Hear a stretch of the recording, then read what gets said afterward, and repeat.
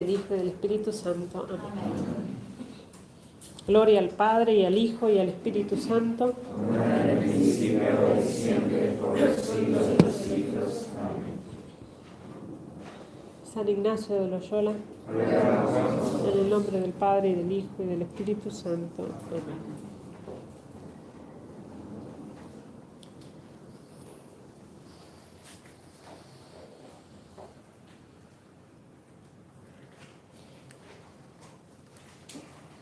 San Ignacio nos invita a meditar ahora sobre los 3 pecados.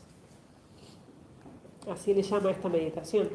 Se encuentran en el punto 45, número de párrafo 45 de los ejercicios.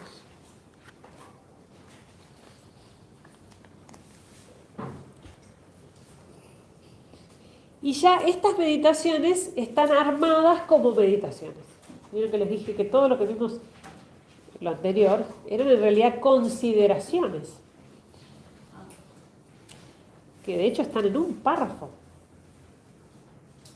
de los ejercicios, que son el fundamento para todo esto que seguiremos meditando. Al punto de que San Ignacio, en su tiempo, cuando predicaba los ejercicios o hacía hacer ejercicios espirituales, el que no había entendido el principio fundamento, el que no lo había asimilado, no podía seguir adelante.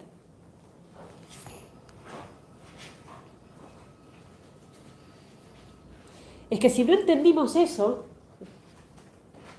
para qué hemos sido creados, y que todas las criaturas han sido creadas para ayudarme a llegar al fin, entonces todo lo que vemos después no lo entendemos.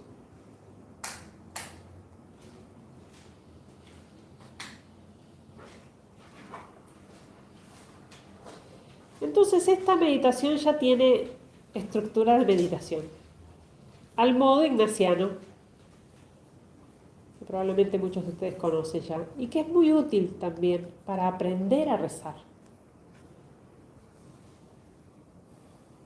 Porque también esto es un arte, tenemos que aprender, no podemos improvisar.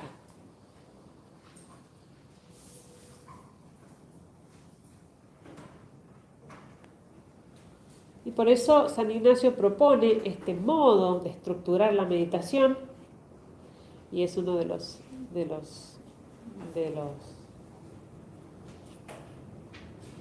frutos de los ejercicios, aprender a rezar de este modo, ¿no? Comenzando siempre con una oración preparatoria, que la tienen en el punto 46, que San Ignacio recomienda hacer siempre al principio de la meditación.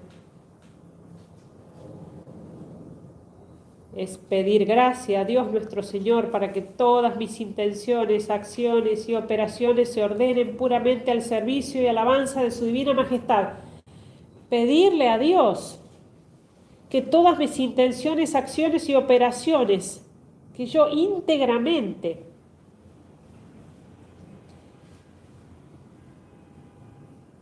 pueda ponerme a la escucha de lo que Dios quiere decirme. Esta oración preparatoria se puede comparar a la campana. Quiero que suene la campana y ahí todos se congregan para la actividad. La campana los reúne. Bueno, esta oración es como si fuera la campana. Miren que uno está disperso, no es fácil rezar. Y cada vez es más difícil rezar, porque cada vez hay más ruido en este mundo. Cada vez es más difícil concentrarse. Fíjense lo poco que dura un chico en la escuela, un alumno, la atención. Con los años, ¿cómo va bajando? ¿Cuántos minutos de atención tiene un niño o un joven hoy? Bueno, eso repercute en la vida de oración también. No sé, es difícil rezar, no podemos concentrarnos, no sabemos. Entonces esta oración hace como de, ¿no?, de una llamada de atención, de reunir todas mis potencias, mis operaciones, ponerme en presencia de Dios. Oración preparatoria, muy importante para comenzar la meditación, cada vez que uno va a rezar. Después, el punto 47, él propone la composición del lugar, que es algo bien ignaciano también, la composición del lugar. Imaginarnos algo del tema que voy a meditar, o imaginarme que estoy delante de Dios nuestro Señor, delante de la corte celestial. ¿Y por qué imaginar? Porque una de las dificultades más grandes que tenemos en la oración son las distracciones. Nos distraemos. Cuando queremos ver, empezamos leyendo lo que queríamos meditar y cuando nos queremos dar cuenta, ya llevamos 15 minutos, por allá nos fuimos y nos fuimos. Para saber dónde. Las distracciones. ¿Quién distrae la imaginación? Evidentemente el demonio aprovecha y tienta de ese modo, pero a través de la imaginación. Es la imaginación la que alborota. La imaginación nos trae esos recuerdos, esas imágenes que nos distraen. Y entonces la idea de San Ignacio es mantener ocupada la imaginación. Santa Teresa la llamaba la loca de la casa. La imaginación, la loca de la casa. Entonces hay que darle trabajo para que esté entretenida y que no moleste. Entonces, la composición del lugar me servirá para darle un objeto a la imaginación. Vamos a ver en este caso qué va a ser la composición del lugar que propone San Ignacio. Y después cada vez que me distraigo, cada vez que veo, que noto que mi imaginación otra vez se fue por allá, la hago volver otra vez a imaginarme la escena. Eso ayuda mucho para rezar, para distraerse menos. Y después, en el punto 48, la petición, hacer una petición formal. ¿Cuál es el fruto que quiero alcanzar en esta meditación? Y así San Ignacio en cada una de las meditaciones va a ir pidiendo un fruto. En este caso, después de la oración preparatoria, del punto 46, hace la composición del lugar, que dice, será aquí, punto 47, será aquí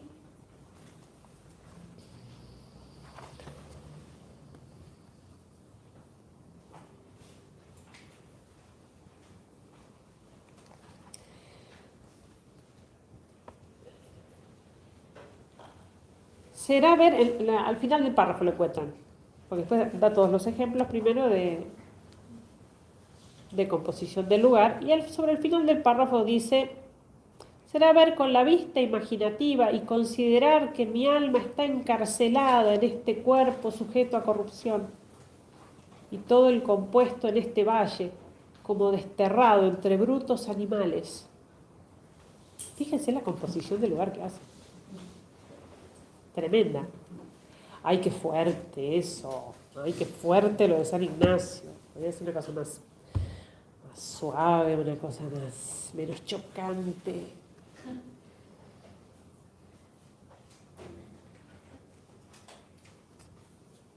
Eso es poco para imaginar. Al lado de lo que realmente es el pecado. No es una ficción.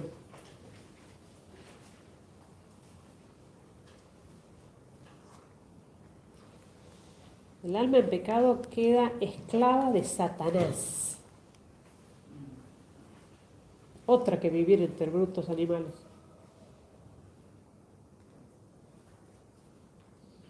La petición que va a hacer, también el punto 48, sobre el final del párrafo, pedir vergüenza y confusión de mí mismo, viendo cuántos han sido condenados por un solo pecado mortal y cuántas veces yo merecía ser condenado para siempre por tantos pecados míos.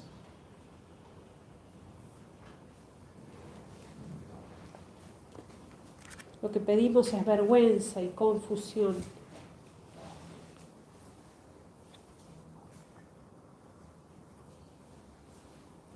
San San Ignacio nos quiere hacer considerar lo que significa olvidar el principio y fundamento.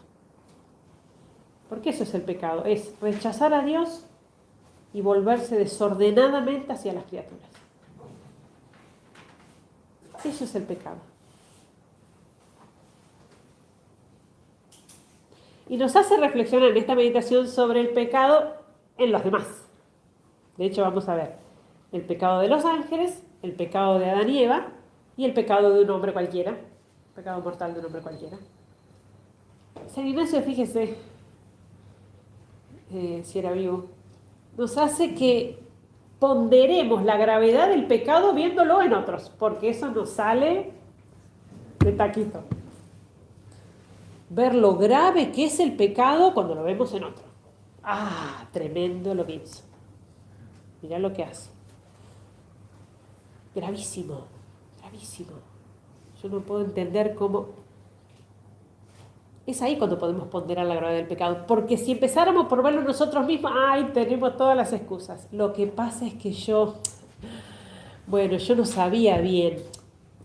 A mí no me habían explicado tampoco. Bueno, yo justo ahí me distraje y bueno, lo que pasa es que soy débil. Para mí tengo todos los justificativos. Y el pecado pierde gravedad. En cambio lo veo en otro y lo veo patente. Por eso San Ignacio se aprovecha de esto. Para que veamos el pecado en otros y después podamos aplicarlo a nuestros pecados. Y así dice en el punto 50, el pecado de los ángeles. De los ángeles caídos. Satanás y los ángeles caídos. Dice, traer a la memoria el primer pecado, el de los ángeles, trayendo en comparación de un pecado de los ángeles tantos pecados míos, y donde ellos por un pecado fueron al infierno, ¿cuántas veces yo lo he merecido por tantos? Como siendo ellos creados en gracia, no se queriendo ayudar con su libertad para hacer reverencia y obediencia a su Creador y Señor, viniendo en soberbia, fueron convertidos de gracia en malicia y lanzados del cielo al infierno. El pecado de los ángeles es un acto irremisible, porque ellos son superiores en inteligencia y voluntad, tienen conocimiento pleno, no son como nosotros, vamos de una cosa a otra. Ellos, cuando toman una decisión, quedan fijados en esa decisión, porque al elegir ven claramente todas sus consecuencias y lo entienden y lo comprenden plenamente. Y por eso la voluntad queda fijada en ello. Santa Faustina, cuando estaba meditando en los ejercicios espirituales sobre el pecado de los ángeles, lo trae en el número 1332. Ella dice que sobre este castigo inmediato que sufrieron los ángeles después del pecado,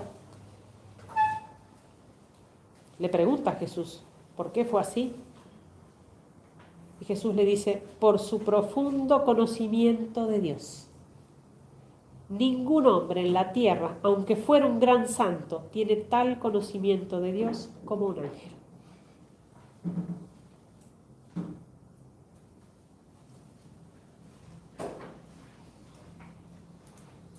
Fue un pecado de soberbia, de rebeldía. Fue el grito, non serviam, no serviremos. Un solo pecado que mereció el infierno. El infierno creado para ellos.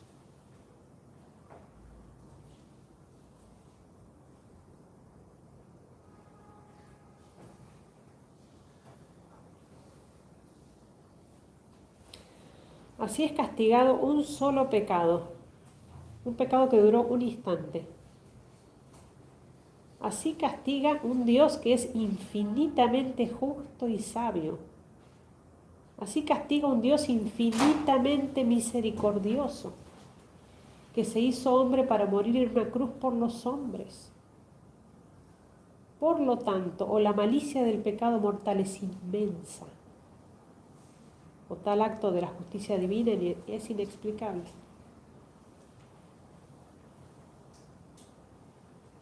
Si yo he pecado mortalmente una sola vez, ya he merecido el mismo castigo de los ángeles rebeldes. Y no he pecado una sola vez, he pecado muchas veces. Y por lo tanto he merecido este castigo muchas veces. Y sin embargo, sigo aquí, por pura misericordia. Sigo aquí.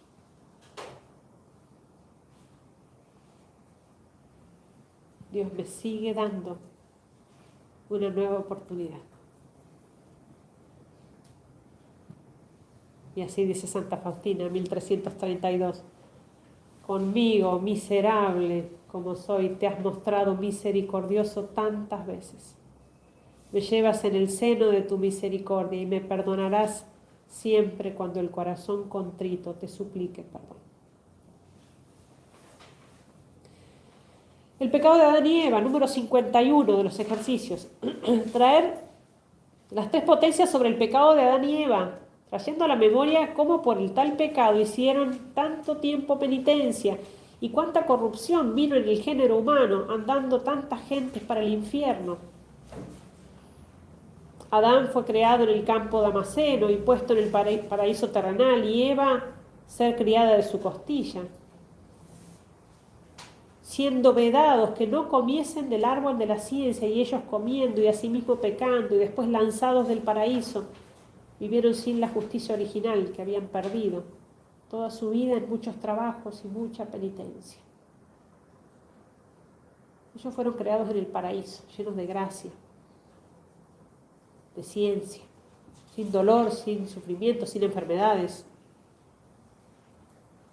llenos de dones sobrenaturales, inmortalidad, impasibilidad, perfecto dominio. Imagínense, pasiones ordenadas. Imagínense lo que debe ser eso, esa maravilla. Armonía maravillosa con el universo, inteligencia privilegiada, inocencia, desconocimiento del mal y sobre todo gozando de una increíble familiaridad con Dios. O sea, lo dice el libro del Génesis. Dios se paseaba al fresco del día, dice el Génesis. Se paseaba con ellos, conversaba con ellos, como conversa un amigo con otro amigo. Con confianza. Tenían un solo mandato, pero no lo cumplen.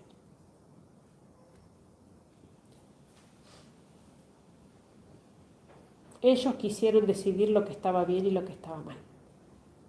Seréis como dioses, le dice Satanás. Por eso, por decidir qué es lo que está bien y qué es lo que está mal. La fuente de todo pecado, ese orgullo. Y todo se perdió en un instante. Eva le da cabida al diablo, siguiéndole la conversación. Adán la sigue con total libertad. Vence la curiosidad. Seréis como dioses. Cuando descubrieron el engaño, habían perdido todo. Estaban desnudos, dice la Sagrada Escritura. No tenían ni la gracia, ni la inocencia, ni la inmortalidad, ni el señorío, ni el dominio, ni el paraíso. Pero es que tanto puede transformar al ser humano el pecado, tanto, es tan así. ¿Será tan así? Lo describe una anécdota de Leonardo da Vinci. Él usó como modelo para el Cristo de la Última Cena a un joven que era la misma imagen de la belleza y de la inocencia, Pietro Brandinelli.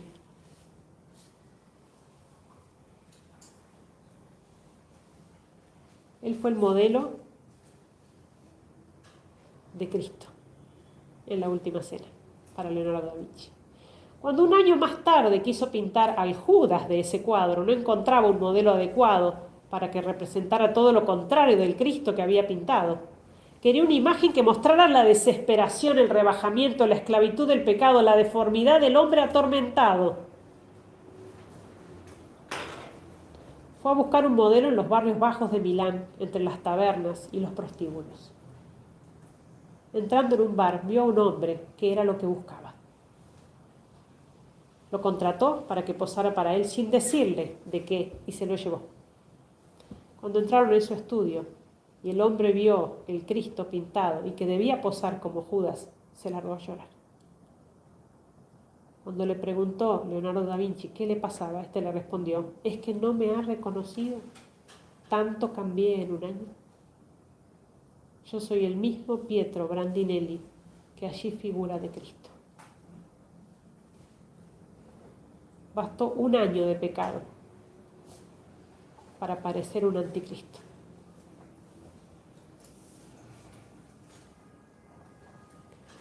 Reflexionemos entonces sobre esto, las consecuencias del pecado en el mundo, la experiencia de la muerte, del dolor, consecuencia del pecado. Los hospitales, los leprosarios, los psiquiátricos, las enfermedades, las muertes ahora, por contagios, por pandemia, las guerras, los odios, todo consecuencia del pecado. Hombres, mujeres y niños sin esperanza, miles de niños que mueren día a día de hambre, los millones de abortos, casi 1 cada 2 segundos. Las consecuencias del pecado.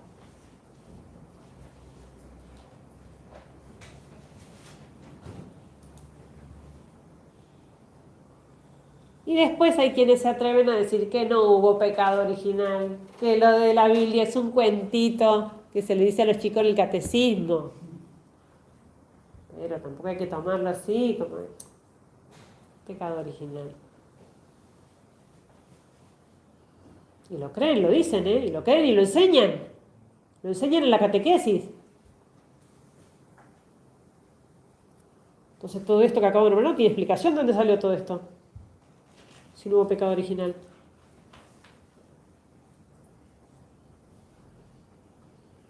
Todo esto tuvo origen en el pecado de Adán y Eva. ¿Qué es entonces el pecado que tan graves consecuencias produce? Un solo pecado.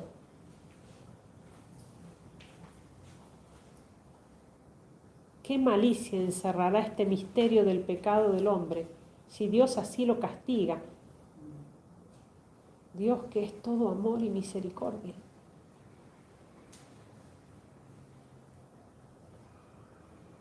Y todo pecado mortal sustancialmente tiene la misma malicia que el pecado de Adán. Por lo tanto, por un solo pecado mortal yo he merecido todos los castigos de Adán y Eva y sigo acá. Otra vez, la admiración. Sigo acá.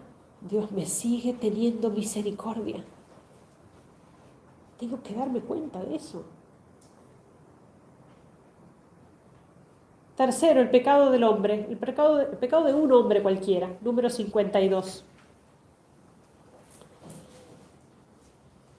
Párrafo 52. Asimismo, hacer otro tanto sobre el tercer pecado particular de uno que por un pecado mortal he ido al infierno.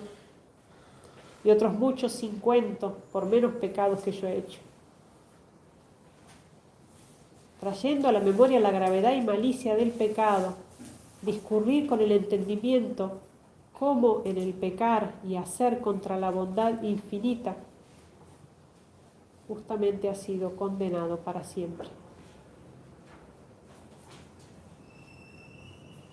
Un solo pecado, un hombre que comete un solo pecado mortal y muere, va al infierno. Sin arrepentirse, por supuesto, no se arrepiente, va al infierno. Un solo pecado y un castigo eterno.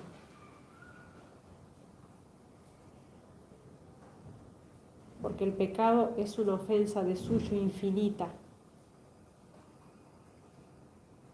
dice Santo Tomás, porque la persona ofendida es infinita.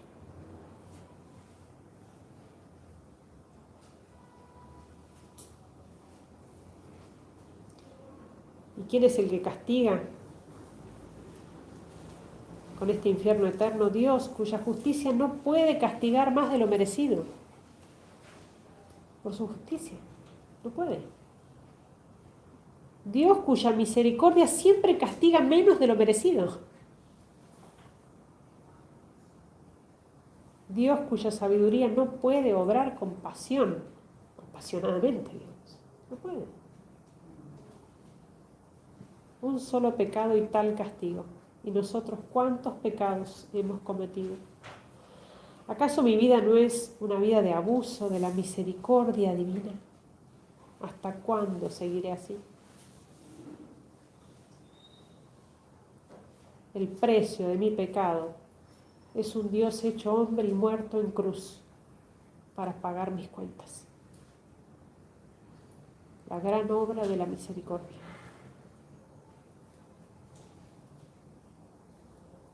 En esa hora, dice nuestro Señor a Santa Faustina, la hora de su muerte, en esa hora se estableció la gracia para el mundo entero, la misericordia triunfó sobre la justicia. Y San Ignacio propone terminar con un coloquio, es decir, con un diálogo con nuestro Señor. Dice, un diálogo con Cristo crucificado.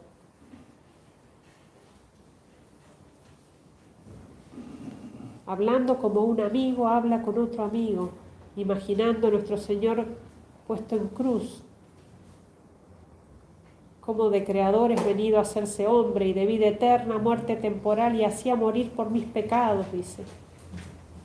Y otro tanto mirando a mí mismo, lo que he hecho por Cristo, lo que hago por Cristo, lo que debo hacer por Cristo.